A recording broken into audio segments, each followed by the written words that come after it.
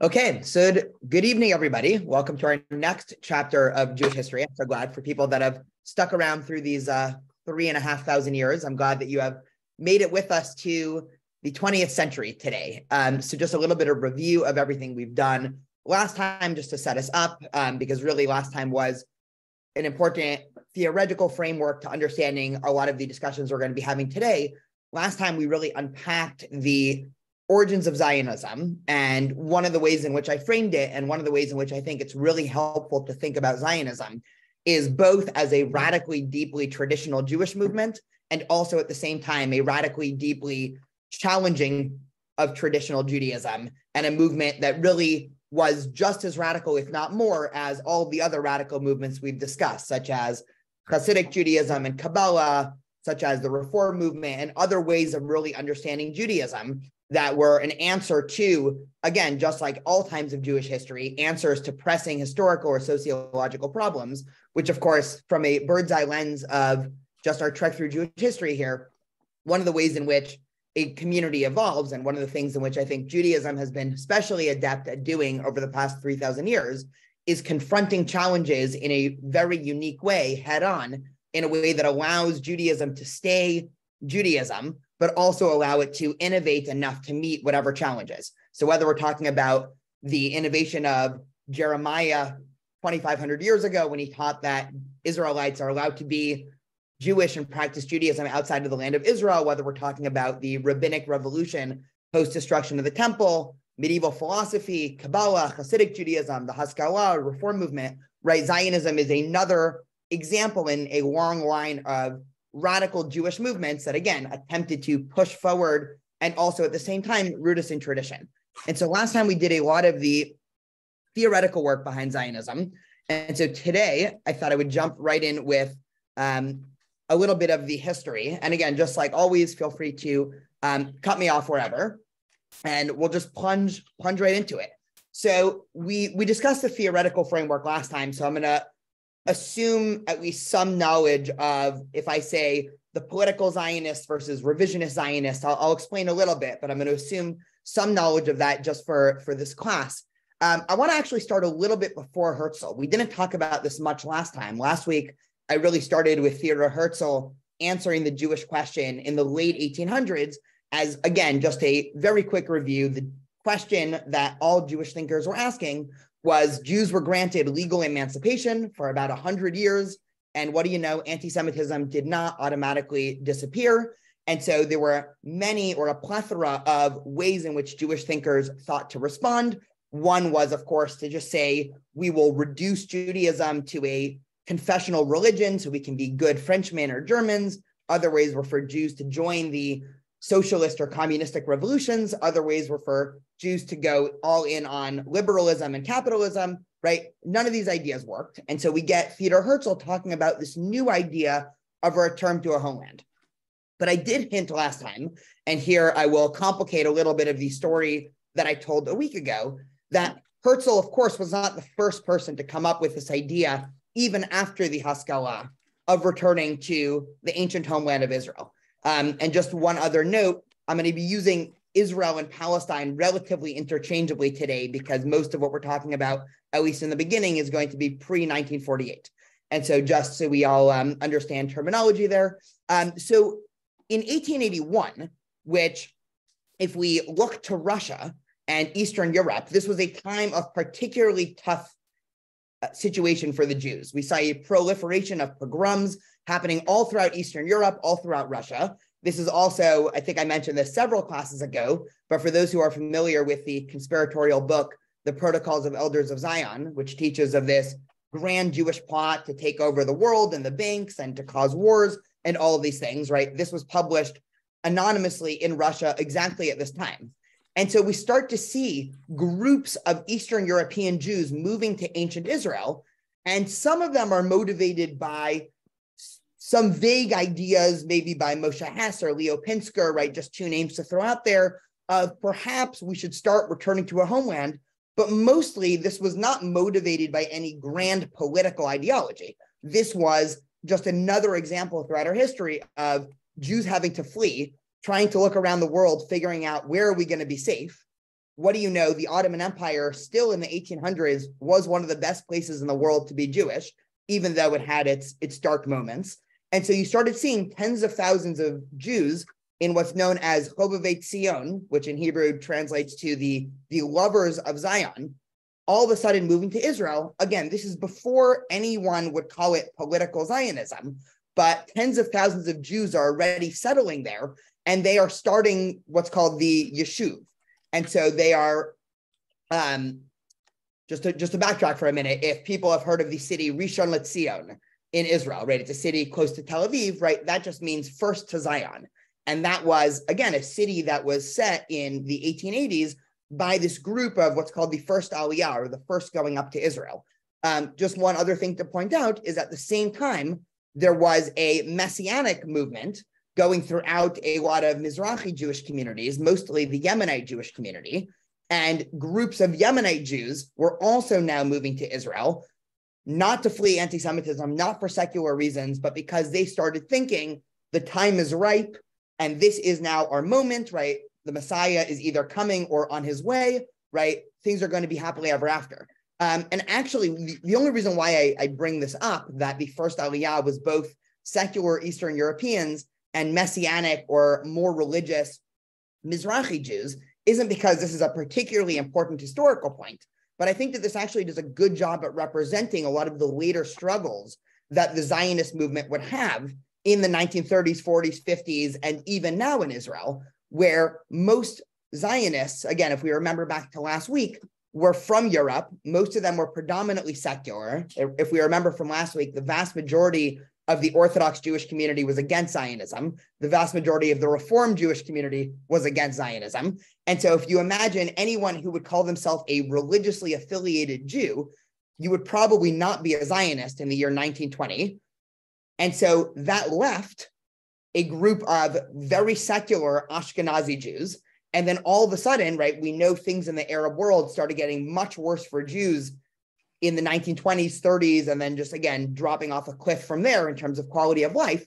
And as Jews from the Mizrahi world started moving in, right, this created one of the flashpoints that's still today in modern Israel, which is namely, how religious of a country should it be, right? And a lot of things I'll do today, just so you understand the methodology, I'm going to try to go through history, but instead of painting it just as, here's a date, here's what happened, let's move on, I'm going to try to tease out where the flashpoints are in modern Israel by understanding historical events. And so one of the things that, again, we've seen all throughout Israel's history that, again, is to this day, is when we say that Israel is a Jewish state, what does that mean? If you are a secular Ashkenazi Zionist in the year 1900, you would probably say, as Herzl did, that what it means to have a Jewish state means a state that protects ethnic Jews. Right. The problem is that ethnic Jews are under attack because of their ethnicity. Right. This, of course, gets even more dire once Hitler rises to power and posits a completely ethnic or racial view of Judaism. Therefore, you need a state that is secular in the religious sense, but is Jewish in the ethnic sense to some extent. Right. It gives Jews by ethnicity a better chance at citizenship and all of these other things that we can unpack later, right? If you are now coming as a, let's say, Mizrahi Jew, or we introduced Rav Kook last week from more of the religious Zionist perspective, you are going to be, again, you are going to have a slightly different view. You are going to think that, no, when we say a Jewish state, this means that Israel must actually have the underpinnings of a theocracy to some extent. And obviously, it's not a binary between secular and theocracy, but Israel has constantly been having this debate over the past really 120 years, even before the state was founded. So again, in the late 1800s, all of these Jews are now moving to Israel, which really gets the early Zionist movement rolling. Just so we get some hard numbers here, in the year 1900, so 123 years ago, in the entirety of the land, and when I say entirety of the land, that is everything between the river and the sea, so what some would call Israel and Yehuda v'Shamron, Israel and the West Bank, Israel and Palestine, whatever terminology you want to use, in that entire area, there were roughly 500,000 people.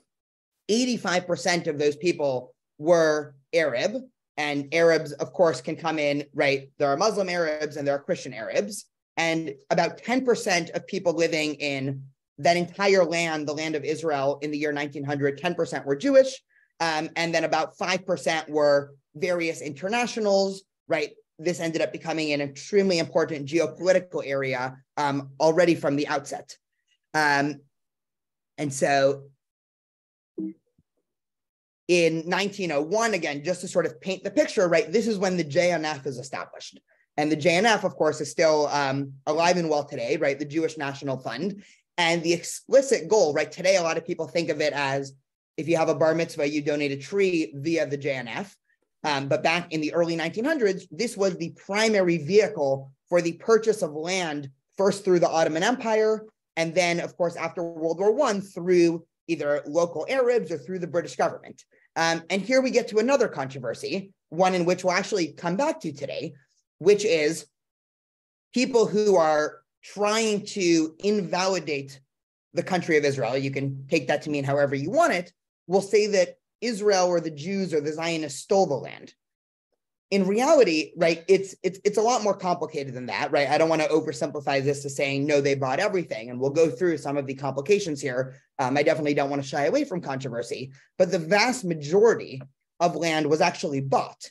Now, this doesn't mean that all is happily ever after, because one of the situations, and this gets a little bit complicated, but if we imagine the Ottoman Empire has been in control of this area for hundreds of years, without going too much into the Ottoman Empire history, but I think this is an important tidbit, the Ottoman Empire ends up in a series of wars throughout the 1800s, and the Ottoman Empire is becoming increasingly bankrupt, and its power is continually weakening throughout the 1800s.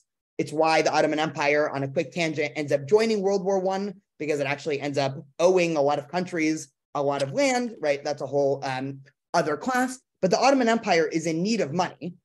And so the Ottoman Empire is looking around, right? Most of the land in the Ottoman Empire was owned by the empire, but they had been, again, lending it out on these, really forever loans to local farmers all around the Ottoman Empire. Now, if you're a bankrupt empire and all of a sudden a bunch of people in nice suits show up to your door and say, this tiny piece of land that nobody really cares about, aside from obviously the farmer and his family that's been living there for hundreds of years, we will pay you some exorbitant amount of money for this land. Can we have it? So the Ottoman Empire, of course, says, well, yes, this is a great deal.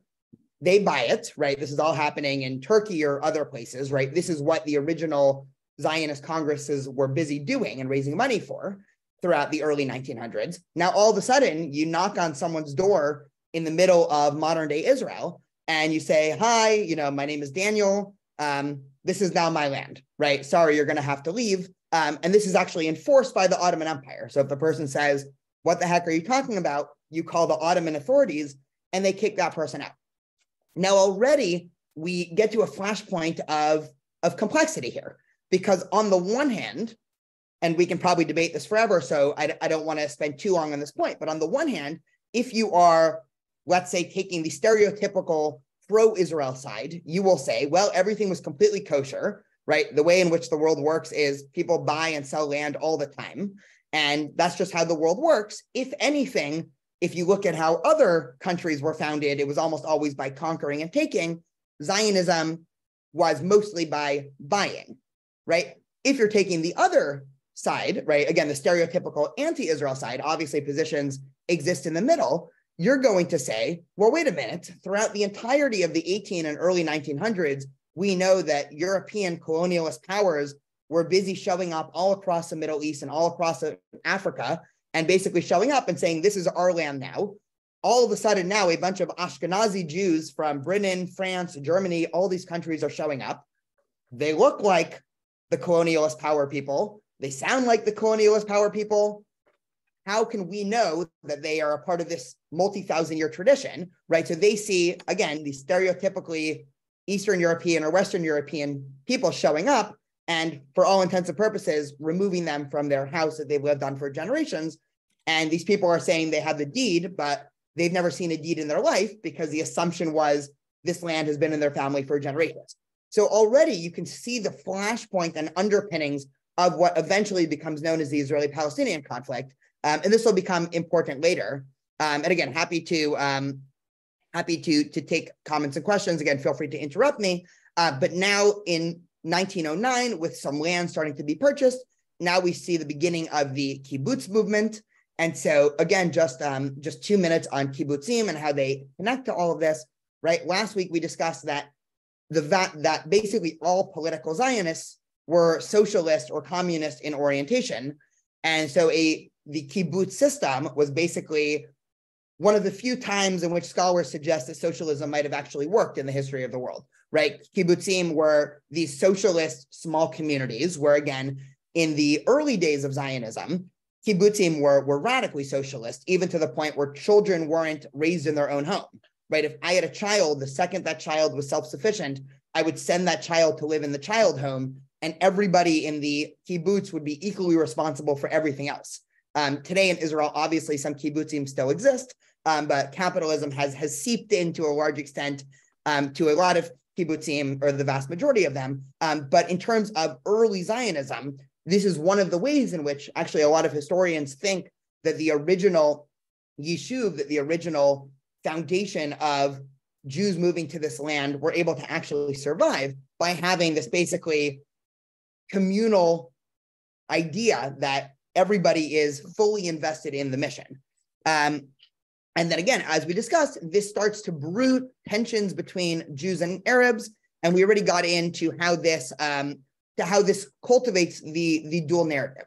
Now, before I pause for questions and comments, I want to read one quote from Israeli historian Benny Morris, who, for those who have not heard of Benny Morris, he is one of those historians that really upsets people on every which direction. He's what's known as, I see a couple of smirks there, which is great. He's what's known as sort of the new historian in Israel. And just to sort of explain what that means, for about, and you can, again, everybody can judge the validity of his comments and his framing in a few minutes, but for, let's say, the first 50 years of Israel's existence, so now we're talking 1948 to, let's say, the 90s, so someone could do the math there, 40-something years, the dominant narrative, and again, Israel is a much less liberal country than America. And when I mean liberal, I mean in terms of freedoms, and there's obvious reasons for that in Israel, right? There's a lot more security threats, right? There's always to some extent, zero-sum game between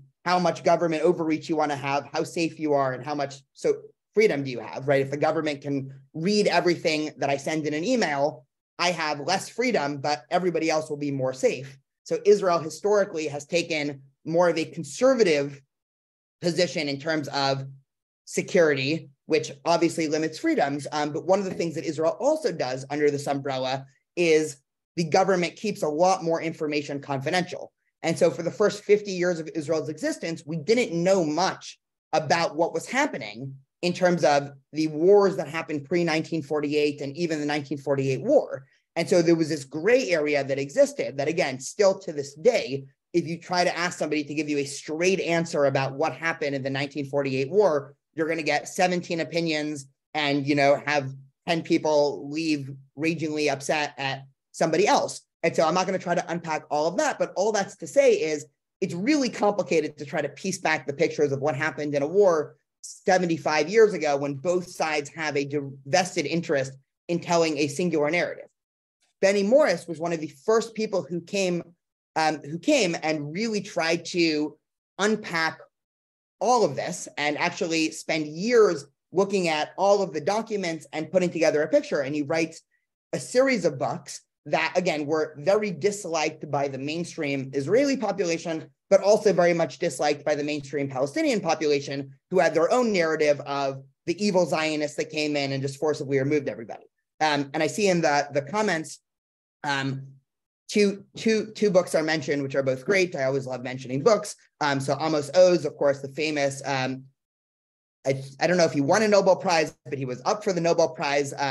Israeli author Amos Oz, he wrote a book called A Tale of Light and Darkness that's about this period. It's absolutely excellent. And then Ruth said, Ari Shavit wrote a book called My Promised Land, which again, I think does a good job at a explanation of the Israeli left. So if anybody's looking for further reading, look in the comment section. So Benny Morris writes a book called Righteous Victims. And here is how he frames what is going on between 1882 and 1914, which is really the first stage of Zionism, right? Everything pre-World War I. And he says as follows, and then we can unpack this, right? He says the major cause of tension and violence throughout the period was not accidents, misunderstandings, or the attitudes and behaviors of each side, but objective historical conditions and the conflicting interests and the goals of the two populations. The Arabs sought instinctively to retain the Arab and Muslim character of the region and to maintain their position as its rightful inhabitants. The Zionists sought to radically change their status quo, buy as much land as possible, settle on it, and eventually turn an Arab-populated country into a Jewish homeland. For decades, the Zionists tried to camouflage their real aspirations for fear of angering the authorities and the Arabs. They were, however, certain of their aims and of the means needed to achieve them. Internal correspondence among the Olim, right, the people who are part of these aliyot, from the very beginning of the Zionist enterprise leaves very room for doubt. So again, just to paint the complexity of this, it's always a fool's errand trying to, and this is something I'm constantly telling students, right? As you can imagine, these topics come up on campus quite a bit, right? It's always to some extent a fool's errand to try to apply 2023 logic and ideology to the early 1900s when the world was just so radically different, it's hard to understand how people thought. That doesn't mean everything that happened in history gets a green light and a pass, but it does mean, again, even if we would question sort of the ethics of coming in and buying land, seeing what else was happening in terms of the colonization of the Middle East and of Africa by predominantly European powers, to some extent, this is the Zionist movement trying to actually act in a, to some extent, morally righteous or a better way than their wider European counterparts, because the wider framework of the day in terms of getting land was showing up and taking it, right? Now, all of a sudden, they're trying to buy it. Things end up getting a little bit more complex as time goes on. But what Benny Morris is describing here is as you have increased settlement, right, of the early aliyot and of the early Zionist movement, as it's slowly catching steam in the 1900s, you start to see increasing violence breaking out in the streets, increasing skirmishes. And this is sort of setting the groundwork for, again, what we now all know has been an 100 plus year conflict. This is before now, just to two more data points, and then I'll take any comments and questions. This is before there were any major attacks on any Zionist cities or villages. There were, of course, random skirmishes, but there was nothing like we're going to see in 1929 as we go on a little bit. And this is also before there was any sort of organized militia from the Zionist movement. Again, this is before the Haganah was founded. That's not going to be founded for another 10 or so years. Let's take a couple minutes for any thoughts and questions. And yeah, I see Robin wrote in the chat, it's not as if the Palestinians couldn't have bought land too. Yeah, you're entirely right from a legal perspective. I mean, I think if I was going to play devil's advocate, what one would say is they just had no money, and there was sort of this wider joint effort. Robin, go for it. Yeah, it just seems like in so many, when we compare these narratives, one of the things that really feels so disingenuous is the way that one side is illustrated or conveyed as having absolutely no agency. Like they had who could have thought, who could have gone to try to find out who owned the land? It was impossible. Who would do such a thing? Well, people did that kind of thing. And, it's not like, as you said, the Jews of the time didn't come in and invade. They used the legal, whatever legal regulations and vestiges were available to them. Yeah, 100%. Henry, go for it. Well, sure, the people living in the area, the Arabs living in the area, were very poor, but so were the Jews. They were really in horrible shape, and they were fortunate because they were able to raise money outside of the region. Yeah, 100%. The Zionists that were living in the land of Israel at this time were completely destitute. Point granted. Yeah, and exactly what you said, right? They had sort of this wider, right? They had all these international corporations like the JNF that were sort of helping fund, right? A lot of this was specifically actually American dollars, right? Not that anyone here. But the first thing also that the Zionists did is they started to create institutions that were needed to be a nation. That wasn't a priority at all with the let's call them the indigenous people, but we were the indigenous people as well. So okay. Yeah, no, 100%. And points about indigeneity are complicated. I mean, this word has been popular in conversations about Israel as of late. So yes, Jews are of course indigenous to Israel. I mean, we've just spent 16 weeks talking about Jewish history. It's very hard to make the argument not so. There was actually some writers.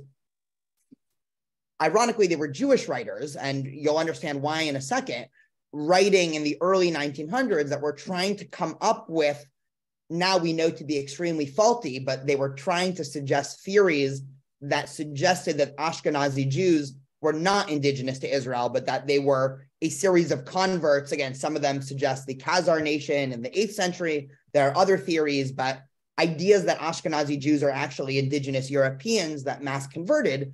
The reason why a lot of Jews were trying to make this argument, of course, was because racial anti-Semitism was getting so bad in Europe that if you were only able to tell these anti-Semites or the Nazis, hey, wait a minute, we are Europeans too, we just are practicing a different religion, but we're not racially different, that of course would have saved the lives of millions of Jews. And so you had Jewish intellectuals that were trying to push this argument, right? The argument's not correct because it was based on faulty genetic data, and now they've done genetic testing and just one test just to throw it out there, right? So my last name is Levine, right? I am a Levite, right, from the tribe of Levi, and they've done these genetic testings where they've tried to isolate, let's say, genes that only Kohanim or Leviim have. And it doesn't matter if you're Ashkenazi, Mizrahi, Sephardi, it doesn't, if your family's lived in Asia for the last 2,000 years, right? They all go back to the Middle East, right? And they've done a series of other studies, right, without getting too much into the genetics. But yes, the jury's closed on that one, right? And the same vein, right, are Palestinians indigenous? Some might say, well, no, they're not, because, right, we didn't have time to go into the history of that land. And we know that, right, after the Crusades came, then in the 12th century, Muslim invaders came, and then they basically ruled over it for 800 years. On the other hand, right, a new identity, right, identities don't take 800 years to form. And if your people have been living on a land for hundreds of years, right, and they've cultivated a national identity that, of course, grew in the late 1800s and early 1900s as Palestinian identity did. But that's when national identity in general was becoming a thing. And it took a little bit later to come to the Arab world. And so personally, I would say that both Jews and Palestinians are indigenous. But yes, that was also obviously simmering in the background here. And yeah, one of the other things, or Sydney, go for it, and then I'll say one more thing. I just wanted to say that whether you think this is a good way to go and buy the land or a bad way to go, it is part of a worldwide thing that happened where you had multitudes of poor people who lived on land and they didn't own the land. They worked the land. And whenever a better,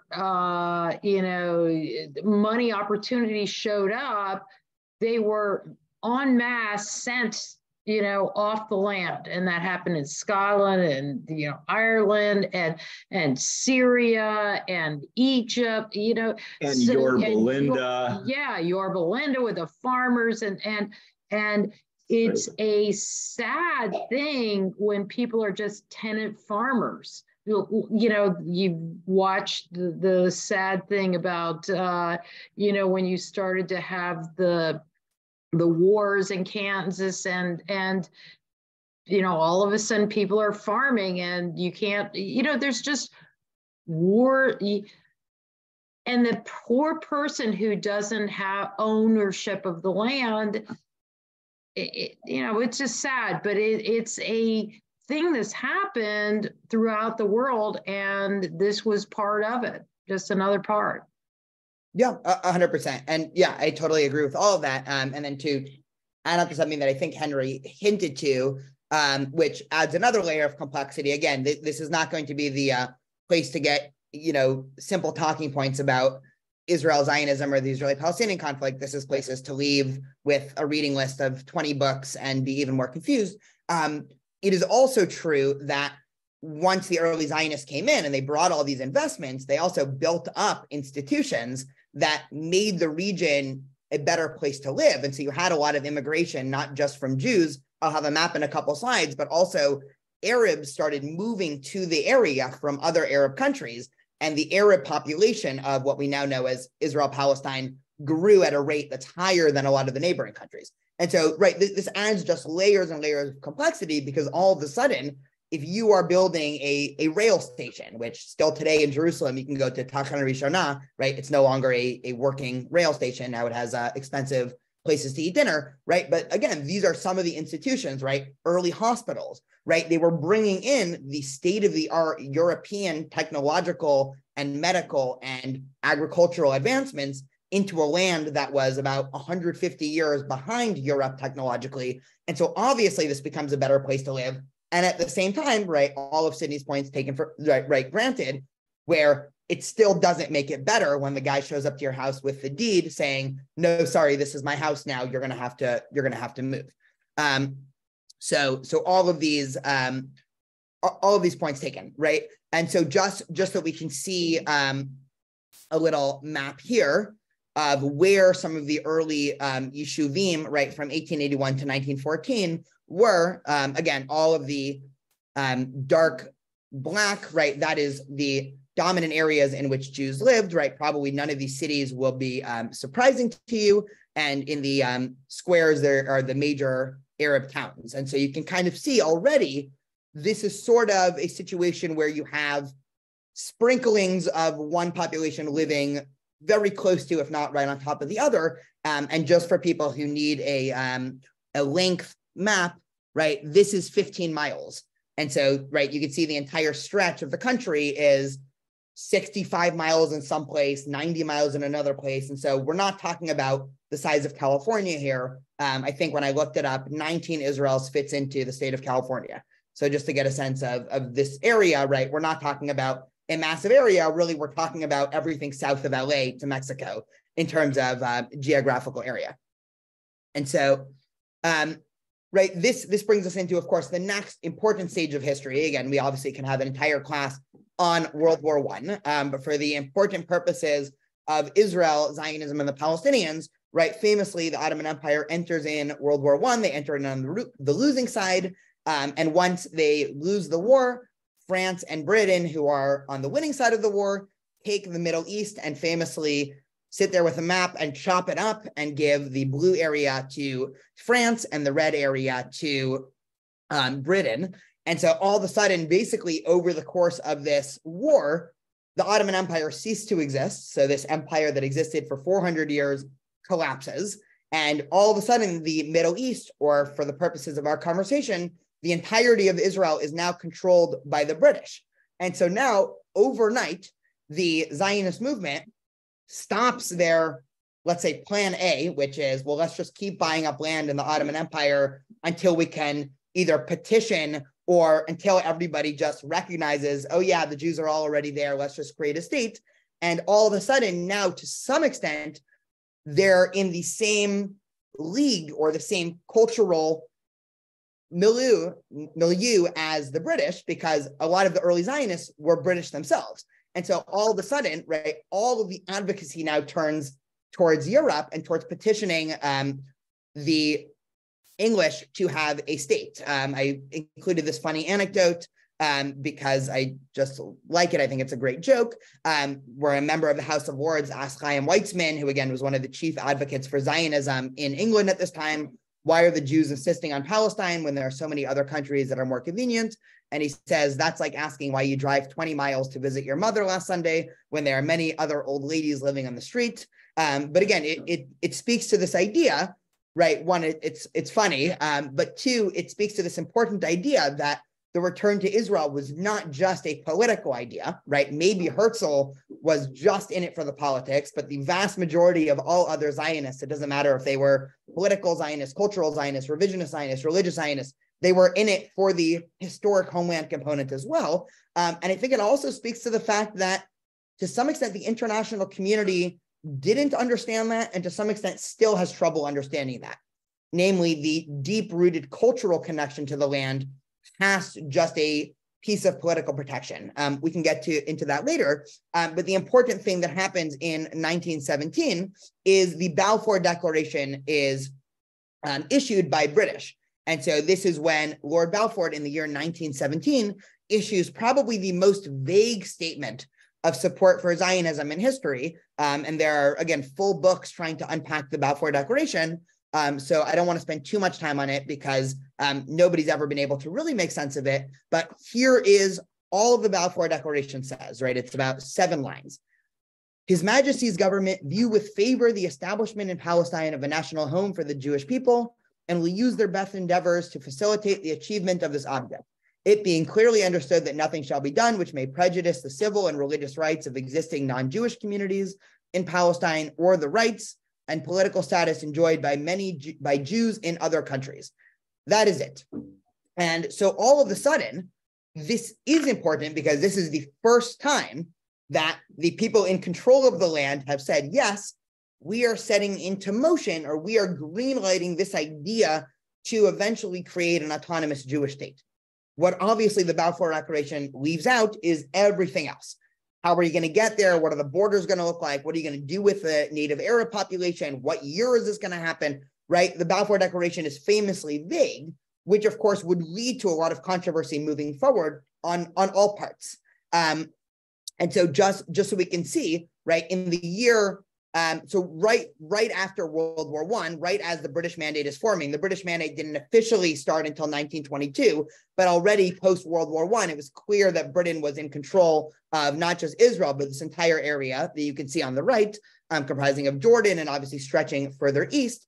And so all of a sudden in the year 1920, you start to see a series of Arab riots against the Yeshuvim, against Jewish populations living there. Now, I know the numbers are a little bit tough to make out here, but this is a graph where on the bottom you have years, and I don't know why it's so fuzzy here. This is, if you could see my mouse, this is 1872, 1882, this is 1914, 1918, and then this goes to 1931. So the period from 1918 to 1931, you saw a huge uptick in population, both of Jews and of Arabs, right? This is in the post-World War I era, right, after Britain takes over. And this is when the material life on the ground, again, is getting better for everybody, and the population is growing, right? There were about, let's say, 200,000 Jews before World War I. By the 1930s, now there's over 600,000 Jews, right? And you can see the same with Arabs. And of course, right, this will come as no surprise to everybody here, but once more people start moving in, fights over land start to grow, and the Arab population starts to get increasingly upset at what they view as encroaching onto their land and their way of life and their culture.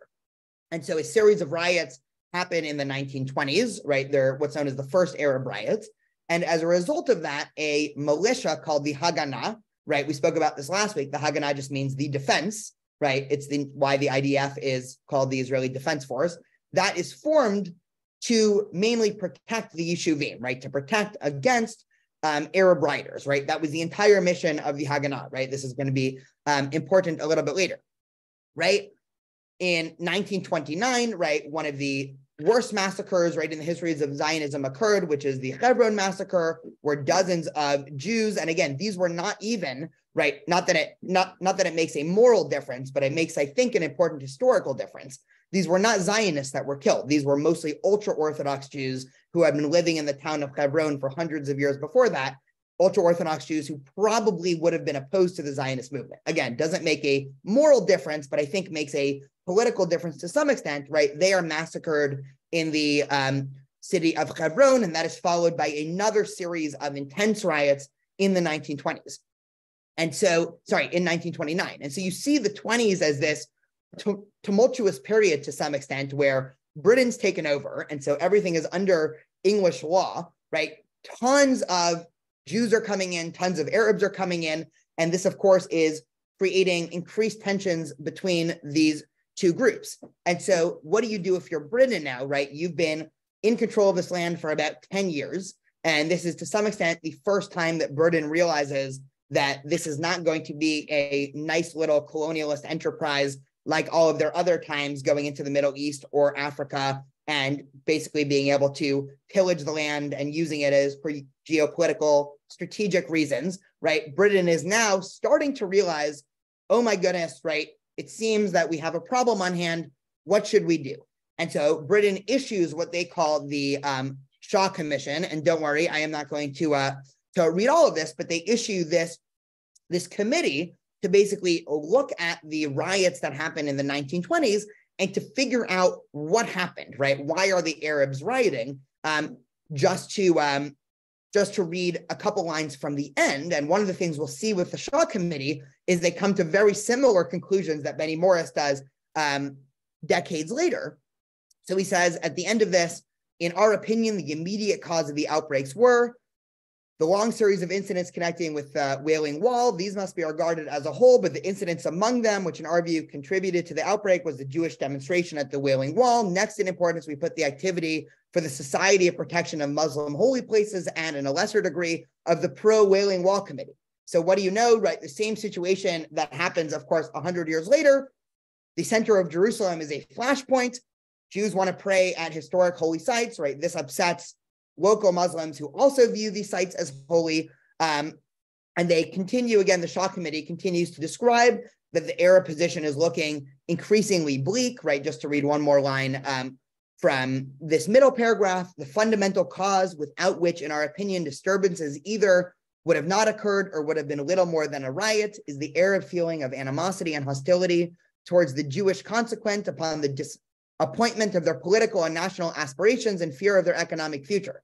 The feeling as it exists today is based on the twofold fear of the Arabs that by Jewish immigration and land purchases, they may be deprived of their livelihood and in time pass under the political domination of the Jews, right? So again, nothing that will surprise anybody, but already in 1929, right, this is something that people already knew, right? Objective observers that were coming to the land saw the situation and they were, to some extent, going to be able to predict that this conflict would last for a long time. And again, they continuously note the national aspirations of the Arabs, right? At this point, they weren't really called Palestinians, and also the feeling that they're being squeezed for land. Again, at this point, this is all mostly existing in the cultural and economic realm. This is really before any major Jewish coming in and taking land or going into villages or all of the things that start to happen a little bit later, and we'll see why in a minute. This is before any really physical or military action on the Zionist part, right? This is all, again, economic and cultural influence and an Arab population that's feeling increasingly squeezed. So as a result of this committee, the British government passes the first white paper. This white paper comes and basically is a very anti-Zionist white paper. And what I mean by that is this white paper starts to backtrack from the Balfour Declaration. And this white paper is starting to say, well, maybe we should actually limit Jewish immigration, and maybe we should slow down, and maybe this isn't such a good idea. And right, it very much put the brakes on the Zionist movement. Actually, about 3 months after the white paper was proposed, it was actually rejected by British Parliament. But this was a warning sign and a harbinger for the Zionist movement of what the British government might do. And so this is important, not because this first white paper, again, there'd be a second white paper in 1939 that would be much worse. But in 1930, at this point, this was the first time that some in the Zionist movement stopped seeing Britain as the incredible empire that issued the Balfour Declaration and is predominantly protecting them against the Arabs, to start to say, well, it doesn't seem like the British are really on our side anymore. I don't know why I didn't do that thing where they pop up one by one, but we can see all this information at once. So we get into the late British Mandate period. And in 1930, something extremely important happens. which is the Irgun/Etzel splits off from the Haganah, right? And I mentioned this last week, but all of a sudden now we can understand the political situation of a rising, right? We spoke last week that the revisionist Zionist camp, led by Zev Jabotinsky, who again was alive at this time, right? Unlike Herzl died in, I think, 1903, 1904. Zev Jabotinsky, I forgot when he died, but he was certainly still alive at this point, leading the revisionist Zionist movement. And so he makes the decision, we need our own militia, right? So enough with the Haganah. Let's create our own fighting force to do a couple of things. One, to play offense, for lack of a better word, against the Arabs. And so rather than sit there and say, well, we're going to defend our villages against Arab hostility, which is increasing, right? Rather than say, well, the British will take care of it, right? We trust the British legal system and we trust their army and the police force. This is the first time a Jewish militia says, we don't trust them at all, right? We need to actually go on the offensive. So what does that mean? Well, if a Jewish village is attacked, maybe the next night we go and attack an Arab village. And this is what the Irgun/Etzel is the striking arm of the Irgun, start to do. The second thing they do is begin to exert military pressure on the British. And when I say military pressure on the British, that is a very nice way of saying terrorism to some extent, because they start to do all these things to sabotage the occupying government, which is England. And so the revisionist Zionist camp fully gives up on the idea of the Balfour Declaration. And unlike political Zionists, right, the Haganah, who is saying, no, we should do this through political means, right? Let's just lobby a little more. Let's just advocate. Let's get worldwide Jewish opinion to try to pressure the British government. The revisionist Zionists are, in their own words, taking matters into their own hands and stopping to wait. And so they are starting to increasingly go on the offensive in the 1930s.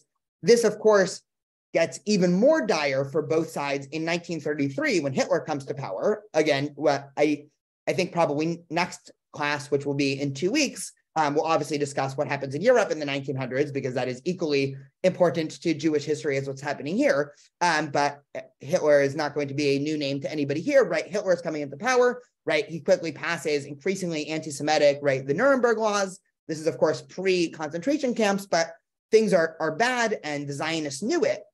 And so you have now increased pressure by the revisionist government side to really increase pressure on everybody to found the state of Israel. But the revisionist Zionist side is ramping up their anti-British antics. One important event, just to see how dire this got, is the assassination of a political Zionist named Chaim Arlosoroff by the revisionist Zionists. Now, a couple of things to say about this. Chaim Arlosoroff, cannot say that 5 times quick. He was a political Zionist, right? So he was on the Zionist team, but he was of the opinion that the Zionist movement should enter into negotiations with Hitler to try to ensure that Jews under Nazi Germany could escape, right? Again, this is pre-Holocaust, pre-concentration camps. This is the Zionist movement realizing this rabid anti-Semite had gotten elected, and what do?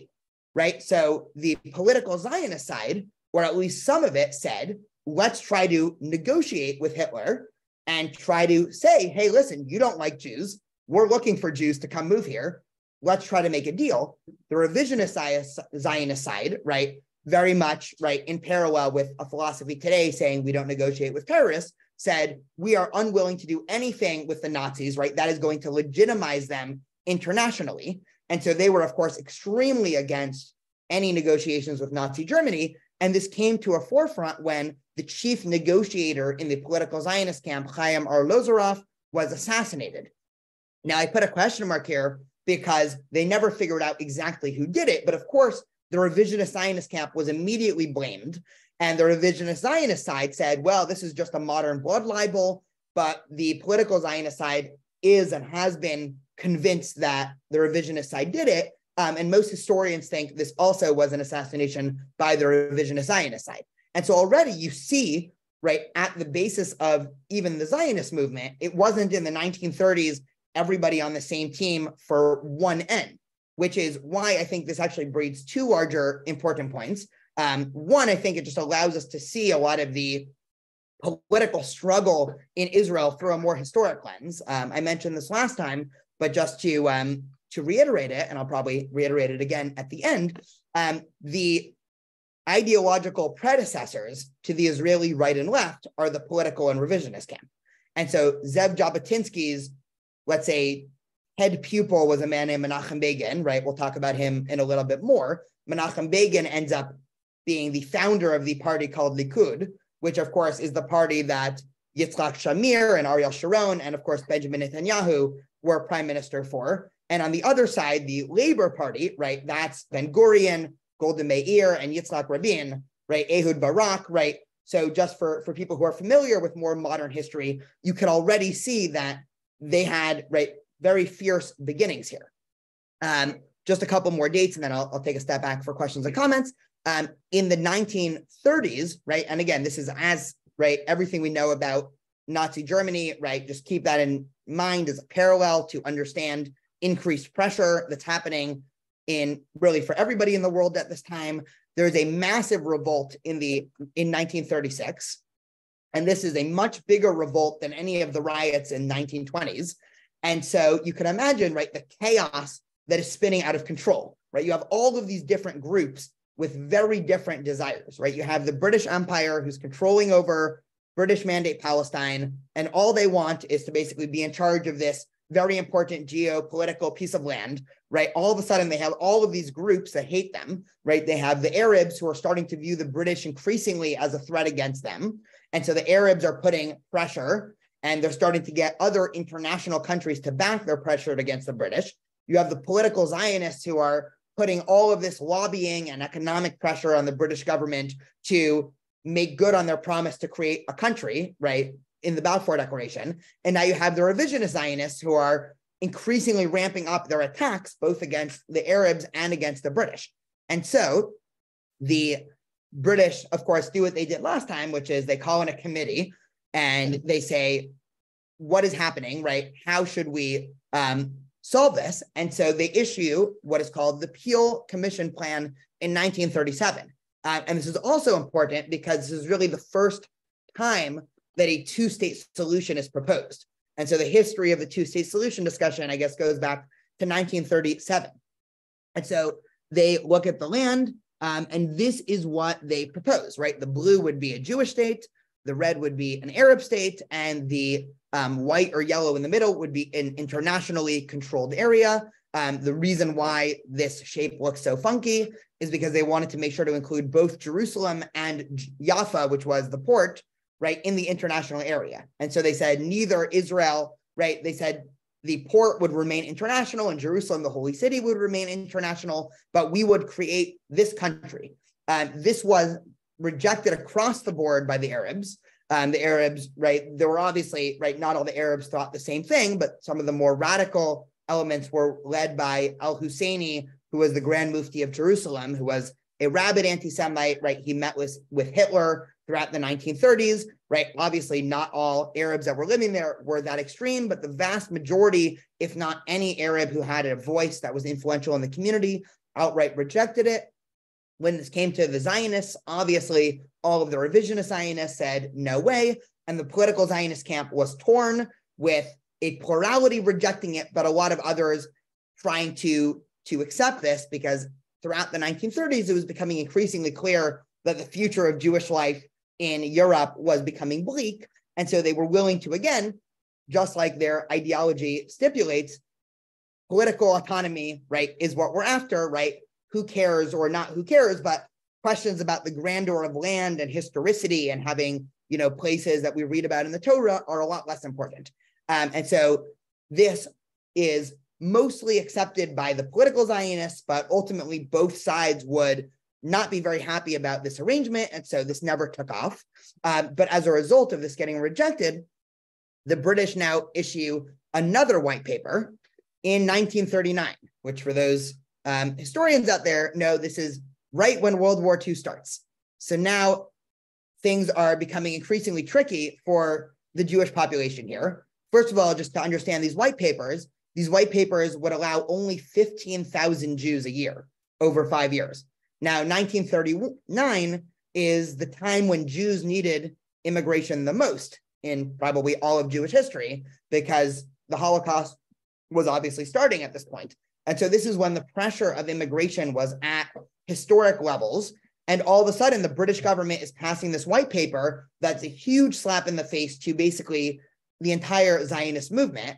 We get Ben-Gurion's famous line that he issued after it, which is, "We will fight the war," meaning World War II, "as if there is no white paper, and the white paper as if there is no war."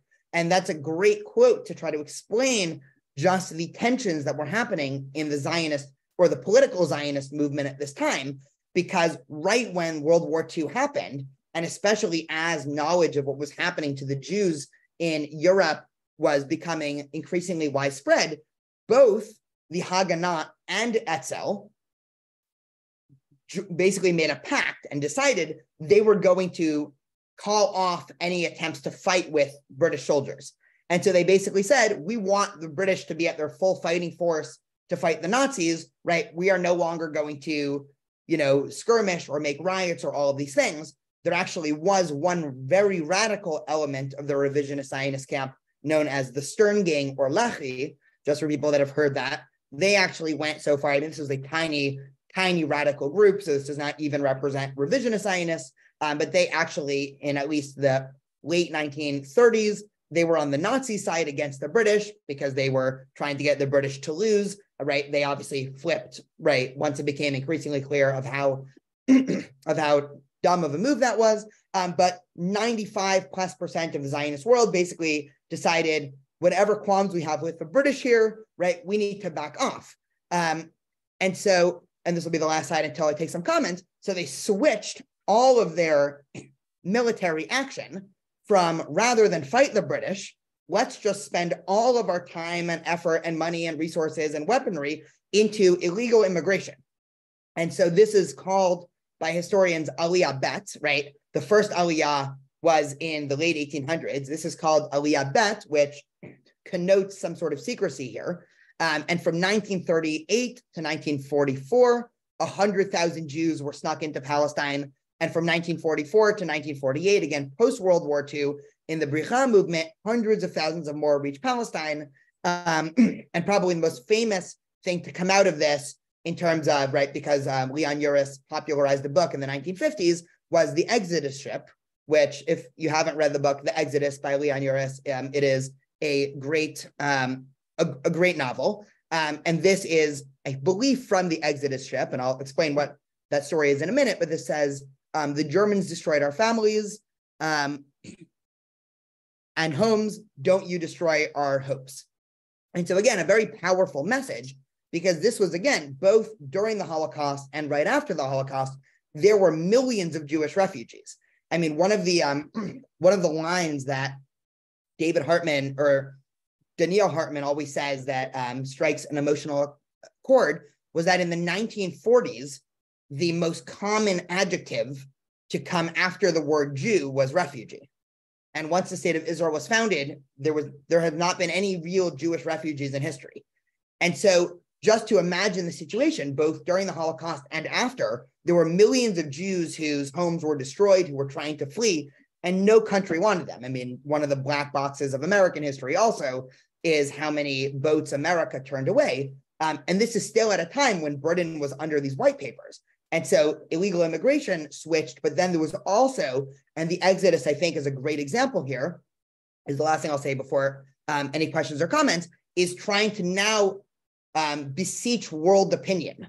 And so now this ceases to be just a Jewish versus British and trying to put political and economic pressure on the British.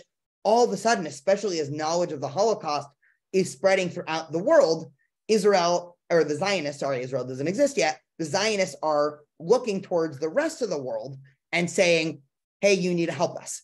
And so they would do, again, things that some might call publicity stunts, again, for very good reason, right? Such as, right, the story of the Exodus ship. Obviously, there were 6,000 people on it, right? This is a boat that illegally tried to sneak into Palestine. It was held up. It was sent to Cyprus. And they basically spent, like, I forgot how many months, but months docked right outside of Palestine. And the entire world knew about this. And it was shaping world opinion. And so trying to, again, convince the world that the Zionist cause was not only just and important, but it was immediately important. Okay, any thoughts or questions on sort of the second stage of Zionism? So we started 1881 to 1914. Now we just did 1914 to 1947 in the British Mandate.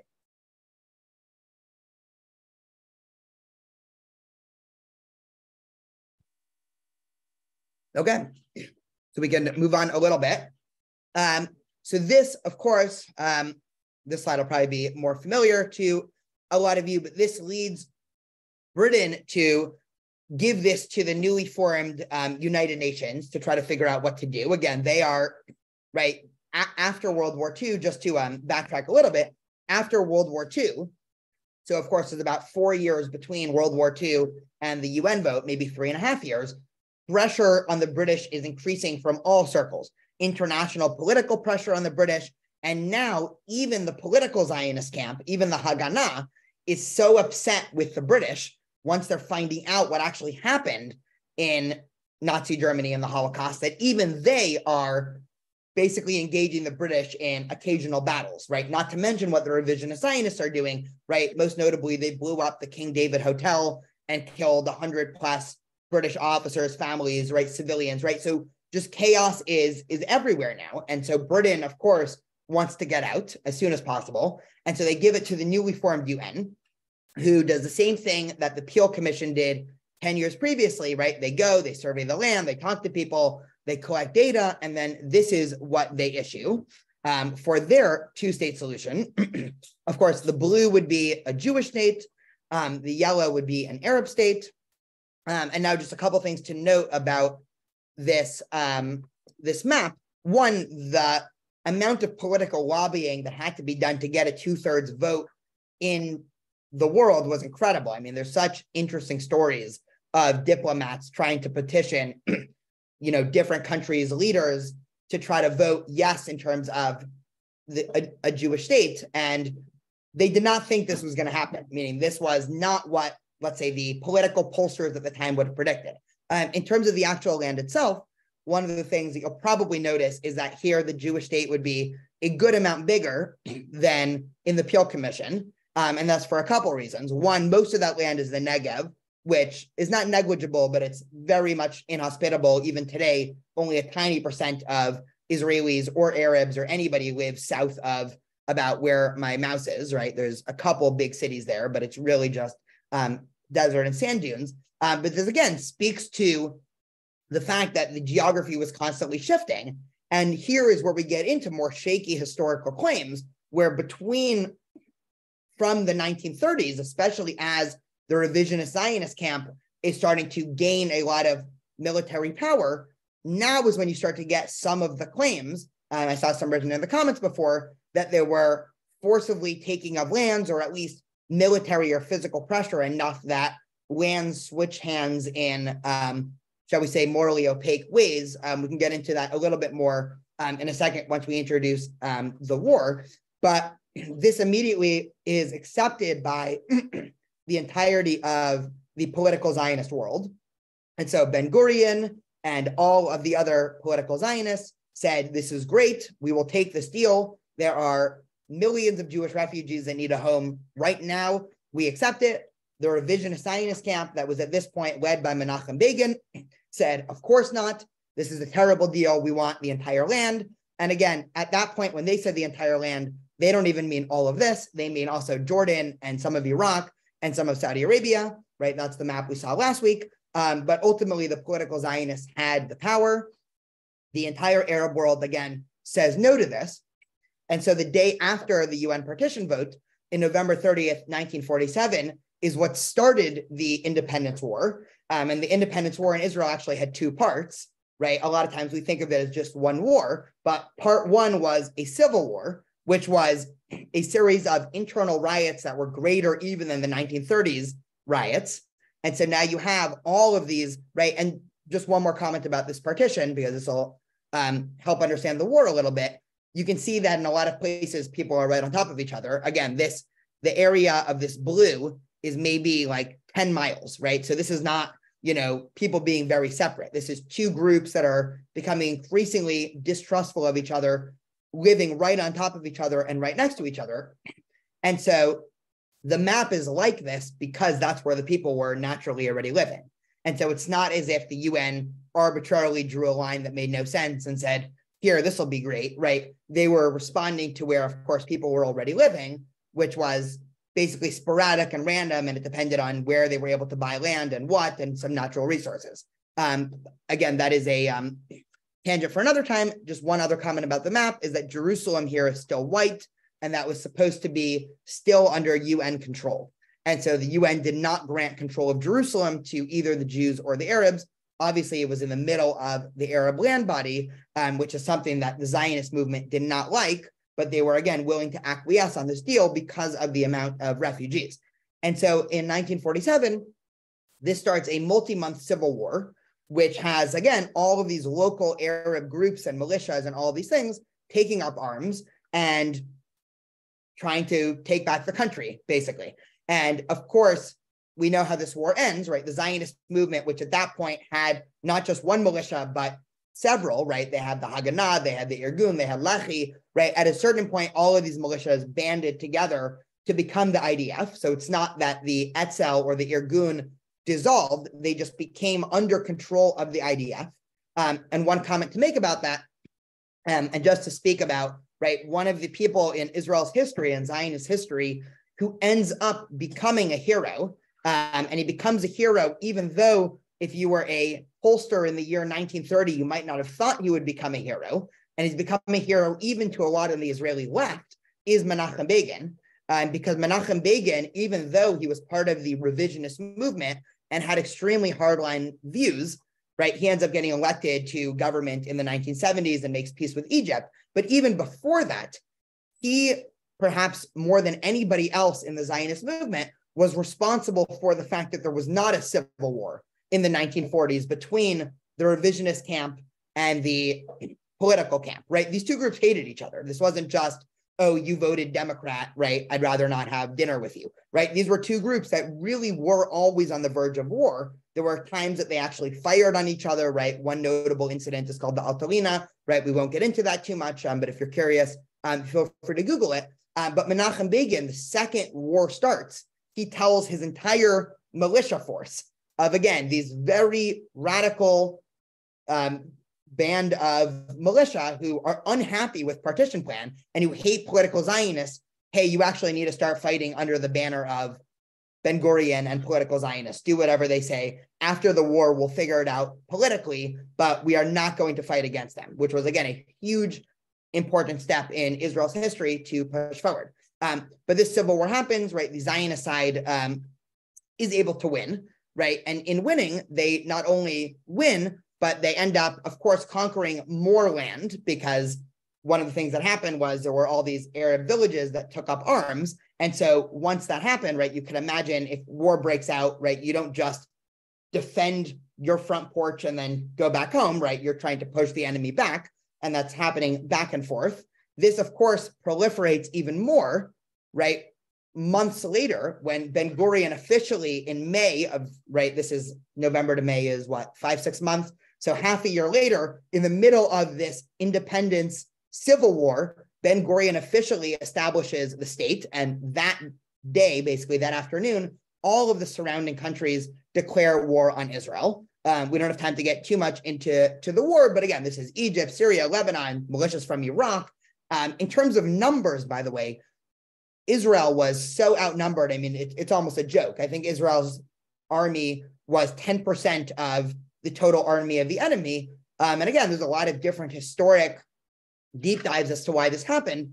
Probably one of the answers that comes to the surface, there's a couple of them. One, Israel had and continues to has one of the best intelligence systems in the world.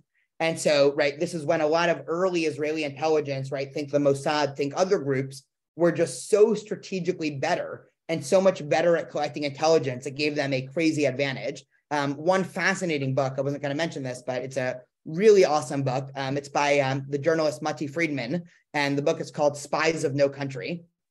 And it's this book about, in the late 1940s, even before Israel becomes a country, the IDF and the nascent Mossad recruited all of these Mizrahi Jews who were still living in these Arab countries. Because again, at this point, there were still tens, if not hundreds of thousands of Syrian Jews and Egyptian Jews and Iraqi Jews, and they were still living there, right? They would soon not be living there as a result of Israel's being founded, but they were still living there. And the Mossad basically recruited them to spy for Israel. And so it's this book called Spies of No Country, because it's fascinating, because there was no country that they were spying for, but they were official spies of the Zionist movement, which of course comes with its own moral complications. And I'll just say two things on that.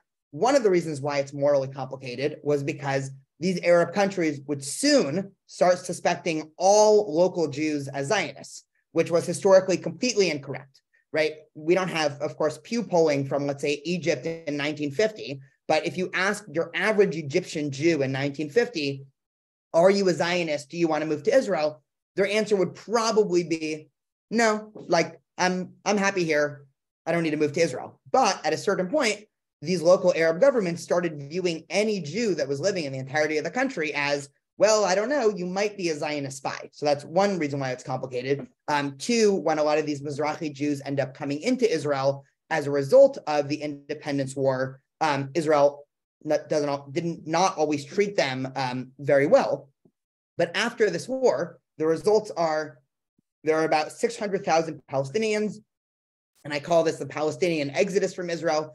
Exodus is a very morally bland word. I'm also going to say the Jewish exodus from Arab countries, so you know I'm not playing favorites here. But as a result of this war, 600,000 Arabs that previously lived in the land of Israel were now either in the West Bank, Jordan, or in some refugee camp. And at the same time, roughly the same number, some estimates put it at a little higher, 700 or 800,000 Arab Jews are now overnight kicked out of their own country that they've lived in, again, for 2, if not 3,000 years. And so the independence war, of course, had huge consequences for basically all sides. I actually realized this is the wrong map. This is the partition map again. So let me decrease this while I pause for any questions and show an actual map of Israel after 1948.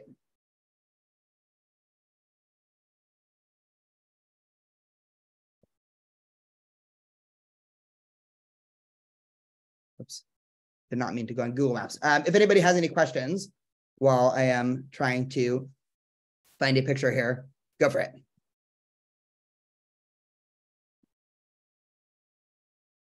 And here we get a picture after the 1949 armistice.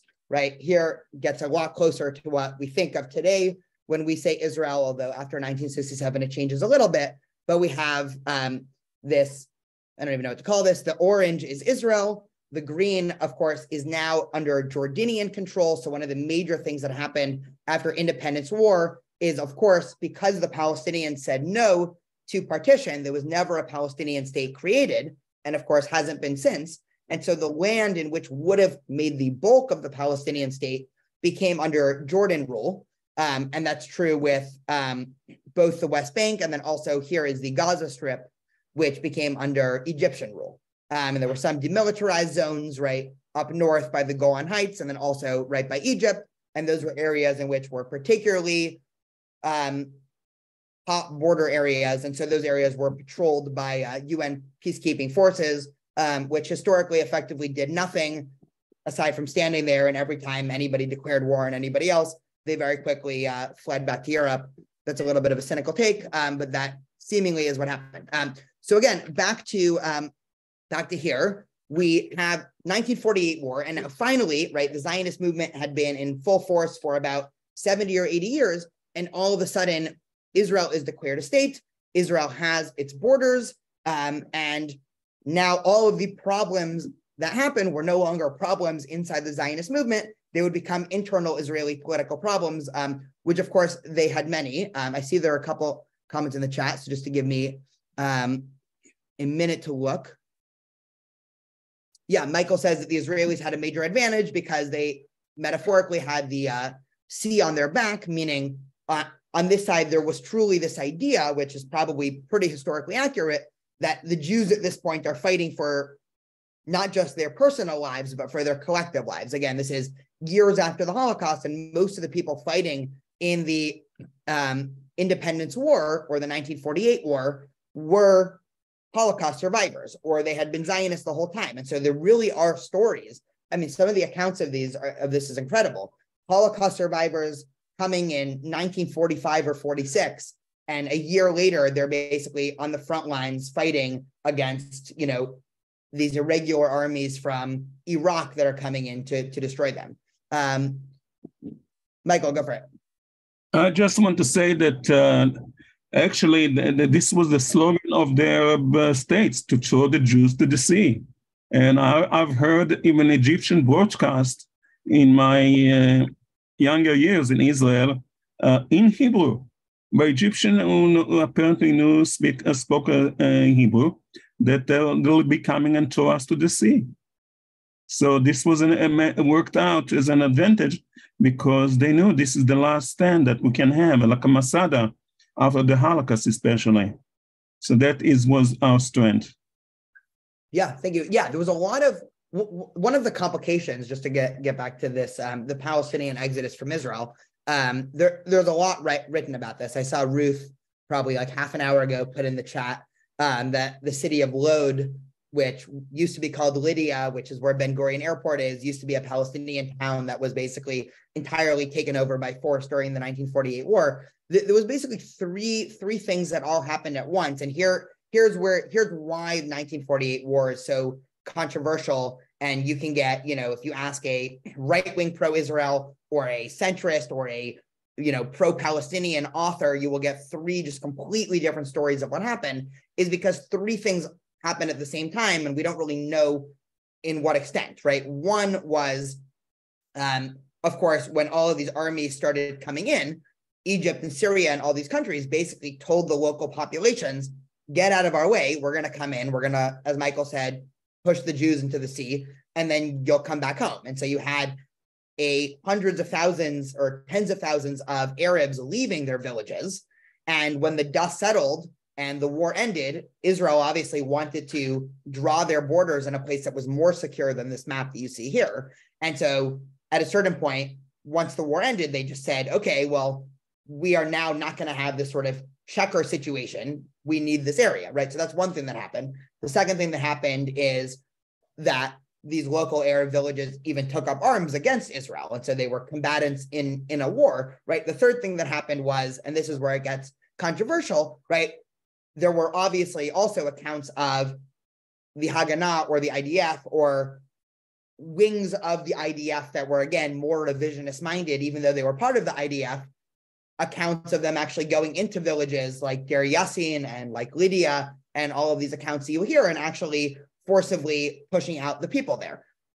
To what extent all of these different things were in play, again, people will probably forever be debating about that. But that's why it's so complicated. And that's why you could have one narrative about 1948 that said, this is a Nakba, it was a catastrophe. This was a united Zionist effort to kick all of the Palestinians out of land, right? They'll cherry pick some nice quotes from Ben Gurion during the war saying, well, we need to conquer this area and this area for strategic importances. And then if you want to have a, very traditional pro-Israel view, you can basically say the opposite. Those one or two incidents that are recorded are isolated incidents.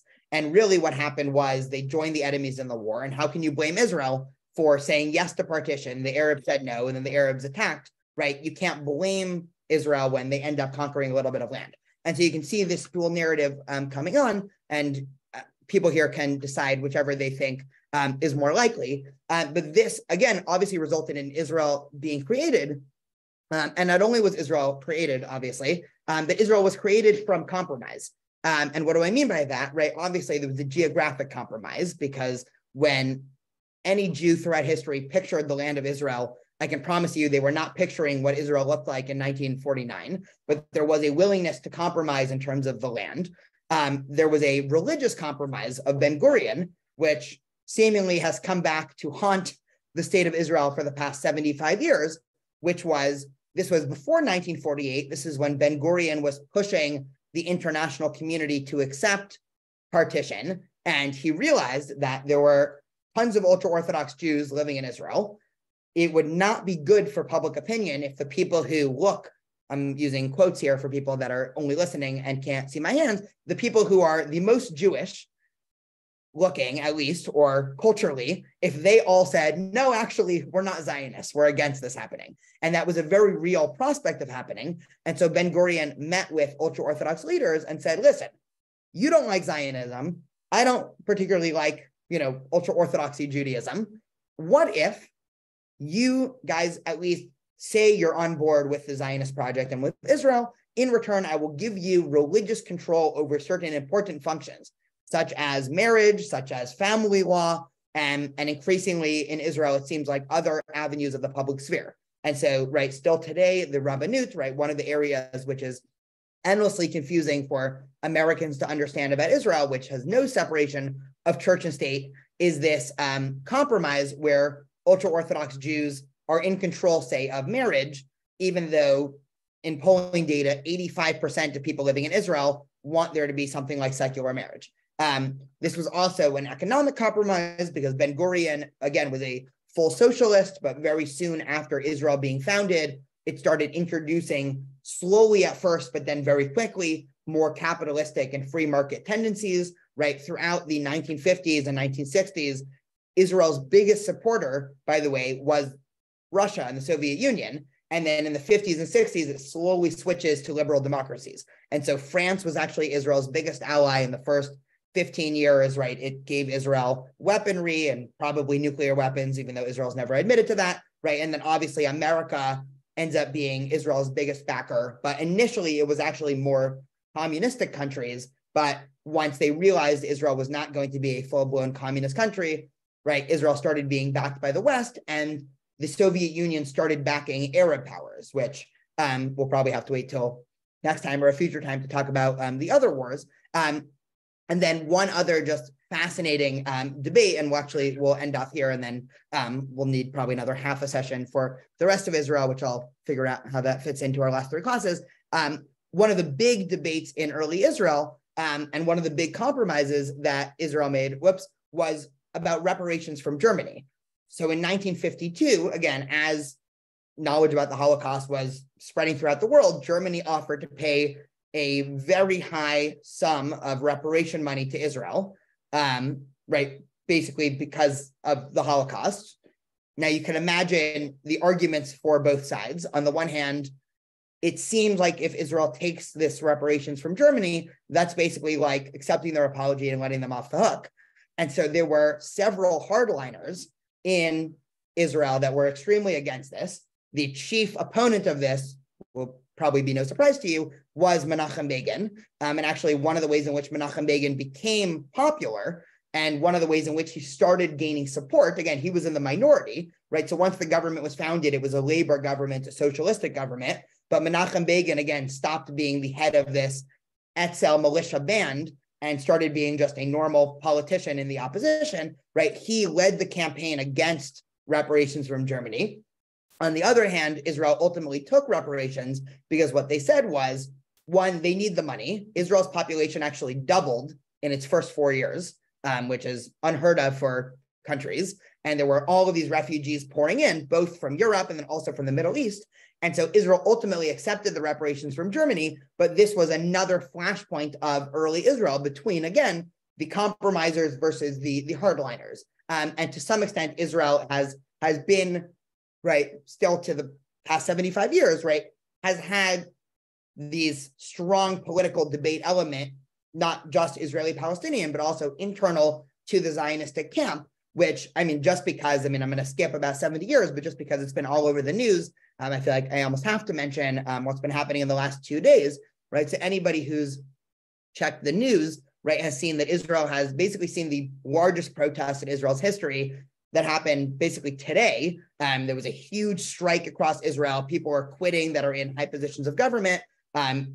One of the reasons why this is happening is because of a power struggle, a political power struggle between Benjamin Netanyahu and the Israeli right and the Supreme Court, which they view to be too liberal. And so this is to some extent the exact same debate as between the revisionists and the political Zionists, where you have two different visions for what you want a country. I mean, it's a little more complicated than I'm making it out to be. I'm happy to stay endlessly and chat about this, but you have two different visions for what Zionism and what Israel should be. One vision is more hardline and, let's say, a little bit less caring about the democratic elements, whereas the other is more liberal and democratic and a little bit less caring about some of the Jewish elements. Again, oversimplification, but I think it holds true. And one of the ways in which this debate has really come to the forefront in the past 25 years is through the Supreme Court. Because in 1948, this does connect to 1948, I just made this connection in my head,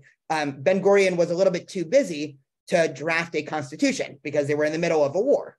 And so you can imagine if you're setting up a country, you want to have, weeks at a time to sit down at a nice round table over nice breakfast at a conference and draft a constitution with a cross section of your entire population. Israel was founded quite literally in the middle of a war. And so there was, of course, no time to draft the constitution. There was a Declaration of Independence, which in a lot of ways functions as a basis of rights in Israel. But throughout Israel's history, again, there's been no constitution. But because Israel is a democracy, there's a Supreme Court that acts as a check on the Knesset and the prime minister, which is the legislator. Israel also has the British system, so they don't have the executive and legislative. They are collapsed into one. And so the Supreme Court is the only check on the legislative's power. And so about 25 years ago, not coincidentally, as Israel's politics were moving more towards the right, the Supreme Court basically said, I think Amnon Bozak, who was the head of the Supreme Court, said, we are instituting a constitutional revolution, where he basically said, the Supreme Court is going to have A, B, and C ability and power to check the legislative.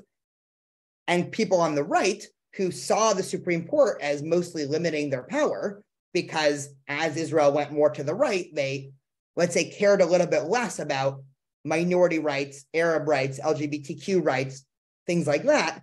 And the Supreme Court constantly said, nope, sorry, you can't do that. It's unconstitutional. Whereas the right said, what the heck are you talking about? There's no constitution. And the Supreme Court has been at the center of political turmoil for about a generation. But now, about 3 or 4 months ago, we were introduced to the most right-wing government in Israel's history. It was made up of ultra-Orthodox, religious Zionists, and again, hardcore revisionists such as Bibi. And one of the first things they did was propose this grand overhaul of the judicial system, which critics say will just completely neuter any power that the Supreme Court has. And so the reason why you are now watching videos on the front page of the New York Times and CNN of quite literally millions of people taking to the streets and striking is because the wider Israeli public is afraid that the current government is trying to knock down the only other check on power on the legislator, which will, in the eyes of some of the more bleak forecasters, will make Israel not even a liberal democracy. So that's what's happening now. But again, you can see the underpinnings of a lot of these debates already from the outset, where, I mean, we're all familiar with the joke that you have 2 Jews and you get 3 opinions. And the founding of Israel and Zionism was, of course, not a story of millions of people who all agreed on everything. This was a story of millions of people who agreed on one basic thing and disagreed about all of the other components of there. Ruth, go for it. And then I'll also read through some of the chat. Well, I think it's interesting that the Sabras, or when the Holocaust survivors came, they weren't looked upon very favorably. They were called the Vusvus because they kept saying Vus. And it wasn't until the Eichmann trial, really, when we had people who openly testified in court, that I think that many of the Israelis really finally got it. You know, the people who had not been there, and they really finally got it. I mean, we have problems with Ashkenazi and Mizrahi Jews. And I think it's interesting that the Declaration of Independence, when I was there, I mean, I was so struck by the fact that it talks about tolerance, and but you know, doesn't show very much. Yeah, a couple things. One, I mean, for anybody here, I strongly recommend reading through the Declaration of Independence. It's very short. It's like 5-6 paragraphs. And it's beautiful because it quotes from prophets from 2,500 years ago and modern ideas, and really does talk about protections for everybody. You also said something about the Holocaust, which I think was interesting and important, because another big tension in early Israel was actually to try to specifically not talk about the Holocaust. And so for the first 15 or 20 years, Israel purposely tried to, I don't want to say sweep it under the rug because that sounds too pedantic, but almost the philosophy was almost, this is what happens when weak Jews have no power. We are strong Jews that have power, therefore let's just not even mention it. And that went, right, there was no national celebration of it. People never talked about it. It wasn't in pop culture. And you're right, in the 1950s, right, that obviously underwent a shift there. And then today, obviously, it's central to Israel's memory and politics and things like that. But it really was a big switch where a lot of early Zionists, right, again, because early Zionism, I mean, we can, again, spend, an entire year talking about all of the different branches of Zionism and interesting parts. One of the goals of at least secular Zionism was to completely reinvent the image of what a Jew was. I mean, for hundreds of years, the image of a Jew, especially in Europe, was sort of this weak, feeble, man who's sitting there, with hunchback studying Talmud. And the entire purpose and ethos of Zionism was to say, we are reinventing that. We are, men of the field now. We are men of war. We are hearkening back to this time in history, right? Say the Maccabees or other parts where we were, strong and powerful, and sort of throwing out, right? There was a throwing out of the diaspora that early Zionism tried to do, which it totally makes sense why they tried to do it. But just in terms of a framework of understanding Jewish history and philosophy, the last 2,000 years of Jewish history were very important, right? We did a lot of, things weren't always great, but we did a lot of great things, right? As a Jewish community, we produced a lot of great works. The community thrived at times. There was ideas and literature and culture that was produced. And there's this sort of meta question of how valuable was that? And so if you ask me, that was extremely valuable. If you ask a certain type of Zionist in the 1920s or 30s, that was all a historical mistake that the return to Israel has corrected.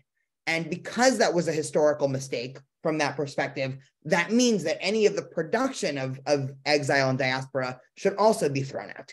And you can even see that in modern Israel today, right? In the education system in Israel, all students have to learn Tanakh, right? So the same way an American student learns Shakespeare, right? If you're in 6th grade in Israel, you're learning stories about Tanakh.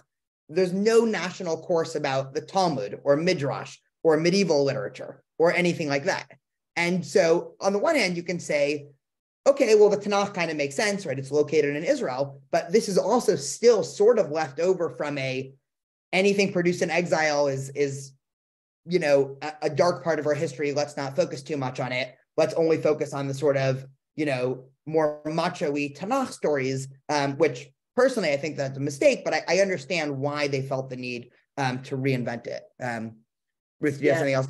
Yeah, go ahead. I did want to say, I think it's very interesting. I mean, most of the early settlers were not really, many of them came from religious backgrounds, but became communists, socialists, which kind of eschewed religion. But when they were not necessarily religious young men and women, and yet Ben-Gurion gave away the store to the Orthodox just to get their votes. And I see that again with Netanyahu. He's given away the store just to get the rights votes. It's very frightening. I mean, appointing the Orthodox as the religious authority over everything in Israel is really making life very difficult for Reform Jews. I had a friend who was a rabbi, a conservative rabbi, and he had a hard time. And he, lived there for many, many years. So it's, be careful what you sow, what you reap might not be too good. Yeah, I'll just say there was a historic irony, I think is probably the best way to put it. Both Ben-Gurion and also the Forward, which used to be, again, a socialist Yiddish newspaper, and now it's just, op-eds about the Jewish community. But they had an op-ed in the 40s, I want to say, but give or take a decade or two. But it was, I think, right after the Holocaust, that basically said, meet the last generation of Orthodox Jews. And it was all about how they are predicting demographically that Orthodox Judaism will have completely died out by the 1970s or 80s. And Ben-Gurion made the same prediction, right? Like we have notes of this, that he thought that, well, give these, couple thousand rabbis, these political power, within 2 generations, right? Everybody's going to be, secular and whatever. Obviously, they were wrong in both cases, but it very much was, the sentiment at the time, right? So he did not.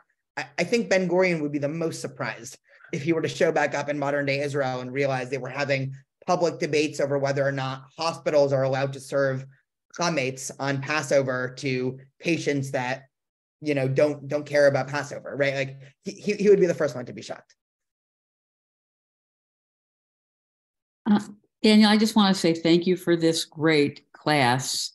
Yet another home run in terms of how you so clearly captured such a complex situation, or piece of our history. I wanted to just be clear that this class are you not teaching next Monday? No, so we're going to take, I actually have the schedule until this class ends. So right. So the next 2 classes will be April 10th and 17th. Yeah, and that is it. Now, Daniel, what we can do is we're supposed to start the intro class on the 24th. If you want to extend this one more week and do the last 3 weeks in April, and if there's more, then we can. I think the intro class has about 5 people signed up for it so far. We can just let them know that it's coming. So if you want to extend this, you can let me know, and we'll let the group know. Yeah, we'll talk. I'll figure out. Okay. Anyway, I don't think this class should ever end. I don't think so either. I think it's the greatest class of all time. And Daniel, the next thing I want to talk to you about is, I think it'd be great if we could actually do a mini-mester on different Zionisms. I mean, in a really deep way. That would be so interesting. And that hasn't been taught in like the public sphere. I had to take that like in rabbinical school, but it would be wonderful to teach it to this group. Excuse me, what were the dates of the last 2 classes? So the 10th and 17th of April. Okay. With a possible class on April 24th, if Daniel's still talking, which he may be. I might be on a plane, but I will be still talking. It just might be on the 20. Oh, yeah, that's right. On the 24th, you can anyway. All right, or maybe we'll have a reunion or something. But thank you all, and I know you've all enjoyed this so much, and you can go back and watch any of the recordings on the website. If you just go to Advanced Learning Institute and click on Pathways into Judaism, and you'll see all of Daniel's classes with the titles and the source sheets and the recording, and you can go to town. Is there a way to get the source sheets? Like when you put up these little graphics on, it would be great to be able to print out our own little booklet of a summary of the outline of your history. Because after these 20 weeks, that's a history that just lets us use your words to remind ourselves of what you're teaching. So now, Daniel, you gave Madalena your whole I can put them all on one doc if that's like at the end, and it'll just probably be a 200-page Google Doc if that's interesting to people. But if your PowerPoints, if you can subdivide them by the class that you